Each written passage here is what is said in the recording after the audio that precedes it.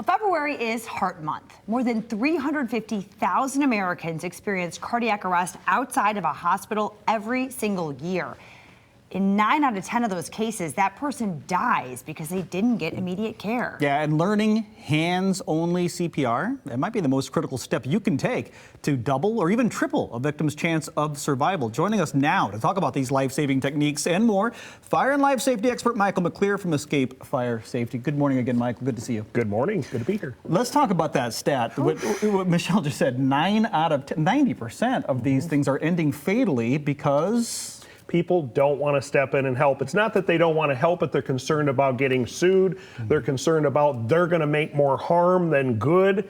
And that's where hands-only CPR came out many years ago, back in 2010, as a means to be able to give people the opportunity, if you're at a mall, movie theater, restaurant, and you don't have a face mask, you don't have a barrier device, 2 things to remember. 1, call 911 once the person's unconscious, unresponsive. We tap and shout. And next, we're going to start continuous hands-only CPR, center of the chest.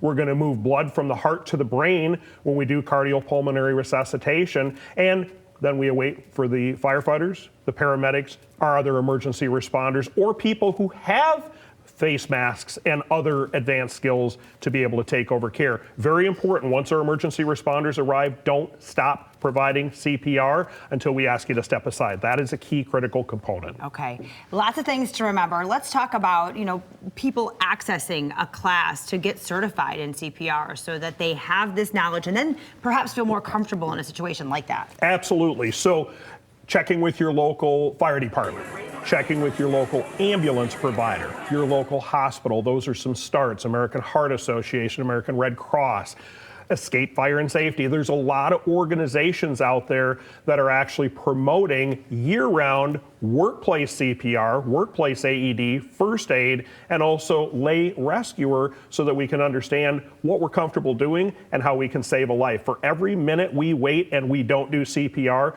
the victim survival rate decreases by 10%, and after 10 minutes, clinical brain death is pretty certain. Doesn't mean stop doing CPR after 10 minutes, but the sooner we start CPR, the better the chance of survivability. And when we add an automated external defibrillator, an AED, that doubles and triples our chance of survivability. I was just about to ask you about that because you mentioned the movie theater, you mentioned the mall, and you see these on the walls of these places, but a lot of people have to be a little scared of it, like maybe I don't know how to use them. Exactly.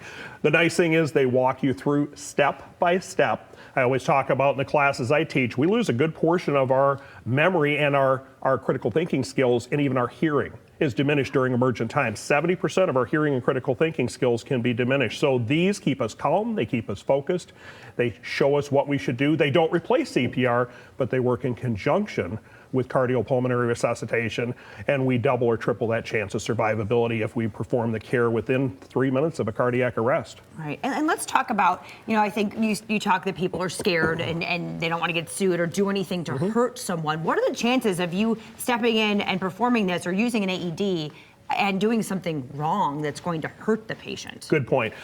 Even if we do CPR correctly, we can break a rib, we can puncture the lung, we can bruise the heart, we can break the cartilage away from the rib cage or the sternum. In my career as a firefighter and an EMT, we've had that happen. But the Good Samaritan Act protects anyone as long as they're following the standard of care. And we talk about that in training. We talk about it with hands-only CPR. Don't do what you see in the movies.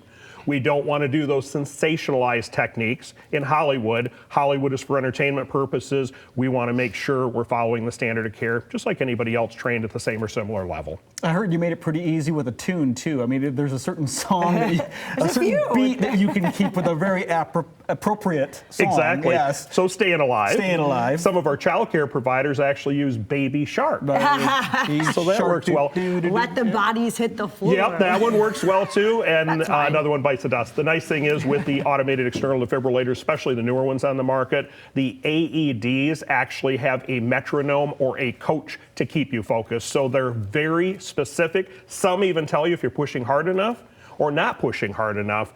So they've made the technology just very user-friendly. Churches, schools, restaurants, movie theaters, malls, airports, airplanes. FAA requires them in airports and airplanes now. So they're in public buildings, state buildings, federal buildings. They're more common than what we had 20 years ago, 15 years ago. Okay, lots of technology to help. So You what's bet. what's the key takeaway here? The key takeaway is you are the first responder.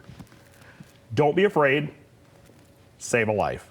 That's really the key component. The Good Samaritan Act will protect you. Don't be grossly negligent, and get help as quickly as possible, making sure someone's calling 911 and make sure that 911 caller comes back so we don't know the task is completed. Yeah. Tell people to put their cameras down and call 911. Right. Very Oh, my good. goodness. Very good. And we talk about the Seriously. privacy walk because in the news world, this is how the newsroom gets its content is through social media posts. And we want to make sure this isn't how family members are notified their loved ones having a medical emergency. So get that privacy wall in place. You're in a public place. We are there to save a life. And we're there as a team to work together. Yeah. Don't be afraid to take action. That action is important, and how quickly you take action is important. So more information is waiting for you right now. ESCAPEinc.org. If you have any questions, get certified. 844-978-4400 for more.